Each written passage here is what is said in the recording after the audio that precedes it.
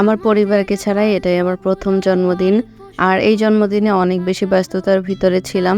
তাও আলহামদুলিল্লাহ দিনটা অনেক ভালো কেটেছে। আর এই দিনের ছোট্ট, ছোট্ট ক্লিপ নিয়েই আজকের এই ভিডিও। তো ফার্স্টেই আমার বোন এসেছিল আমার বাসায়, আর আমি যা পেরেছিলাম টুকটাক স্ন্যাক্স করেছিলাম। কারণ ওই দিন না ছিল কারেন্ট, আর গ্যাসেরও অনেক প্রবলেম ছিল। আর এরপরে আমি আজকে প্রথমবারের মতো একাই একদম শাড়ি পরেছি, রেডি হয়েছি। আজকে আম্মু আমার আর ওর জন্য অনেক খাবার পাঠিয়েছিল। আর তার সাথে ছিল আমার জন্মদিনের জন্য এই সারপ্রাইজ কেকটি, যেটা আমি জানতাম না। তো কেক সহ সকল খাবার দাবার আমি বাসায় রেখে আমি চলে যাই আমার বার্থডে কেক কাটতে। কারণ এই কেকটা আমি রাতে এসে কেটেছিলাম। অনেকক্ষণ বাস জার্নি করার কারণে কেকটার একটু ফ্রিজিং হওয়ার দরকার ছিল, দ্যাটস ওয়াই ফ্রিজে রেখেছিলাম। আর আজকে আমি এসেছি রোড সাইড কিচেনে। এখানের মেনু দেখে তো আমার অবস্থা খারাপ, মানে এতগুলো মেনু কিভাবে থাকে, এক একটা আইটেমের জন্য এক একটা বোর্ড। তবে এখানে কিন্তু ফেসবুকে বিভিন্ন আকর্ষণীয় অফার দেখালেও ওইভাবে কোনো অফার নেই। আপনাদের কিন্তু এখানে খেতে হলে বেশ অনেকগুলো টাকাই খসাতে হবে। তবে টাকা খসাতে ভাই আপত্তি নেই, কিন্তু কোয়ান্টিটি এবং কোয়ালিটির বিচারে আমার কাছে একদমই অর্থিত মনে হয়নি। এই যে আমি যে প্লেটারটা অর্ডার দিয়েছিলাম, এটার কিন্তু ভিতরে চিকেন অ্যান্ড বাইরে ক্রিস্পি এই টাইপের একটা চিকেন আইটেম ছিল। কিন্তু এখানে ভাই পুরোটাই ক্রিস্পি, মানে চিকেন ওরকম খুঁজেই পাওয়া যাচ্ছিল না। ফ্রাইড রাইসটা মোটামুটি ভালো ছিল। আর এখানে হলো তারা ক্যাবেজ বা বাঁধাকপি যে আছে ওর সাথে মেয়োনিজ দিয়ে দিয়েছি, এই আর কি। অ্যান্ড ফাইনালি আমি আমার কেকটা কাটতেছি। আমার জীবনে এটাই ফার্স্ট টাইম যে আমি এইভাবে একা কেক কাটতেছি, তাও বসে বসে। কারণ প্রত্যেক বছর এমন হয় যে আমার ঘর ভর্তি মানুষ থাকে, ফ্যামিলি মেম্বার তো থাকি, এবং আশপাশের আত্মীয় স্বজন আলহামদুলিল্লাহ সবাই থাকে। আর আমরা প্রচুর হই হুল্লোড় করি। গত বছরও করেছিলাম, আমি তখন বাড়িতে ছিলাম। তবে এই বছরে আর এরকম বাড়িতে যাওয়া হয়নি, আমি একাই ছিলাম।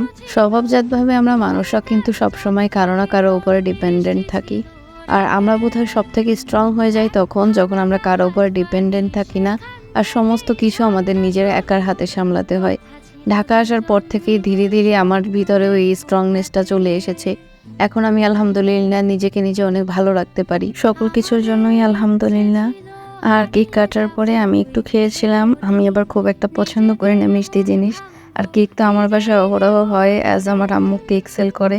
যার কারণে কেক বা এই ধরনের আমার ছোটোবেলা থেকে মিষ্টি জিনিস আমার খুব একটা পছন্দ না। আমার সবসময় ঝাল পছন্দ।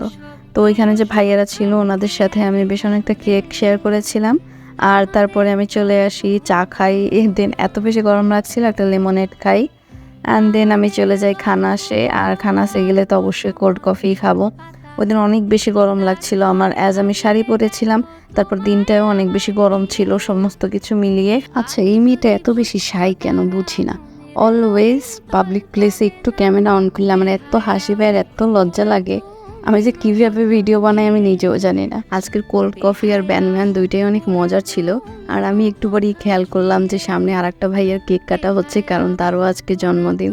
বিষয়টা আমার কাছে অনেক বেশি ভালো লাগছিল, তাই আমিও আমার কেকটাকে বের করে তাদের সাথে কিছু ভিডিও নিচ্ছিলাম। এসব দুষ্টমি আর হাসি মজার ছলেই আমার বেশ অনেকটাই দেরি হয়ে যায় আজকে বাসায় আসতে।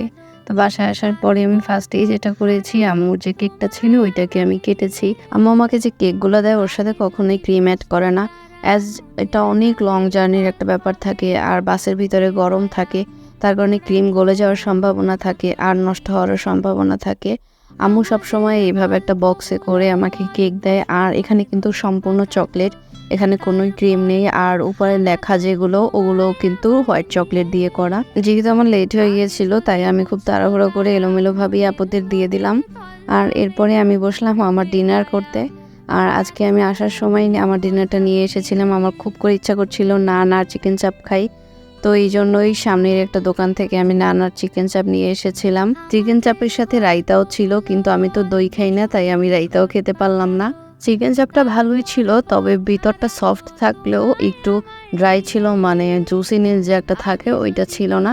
তবে আলহামদুলিল্লাহ বেশ ভালোই ছিল। আজকের দিনটাও কিন্তু আমার এখানেই শেষ। পরবর্তী ভিডিওতে দেখা হচ্ছে খুব শীঘ্রই।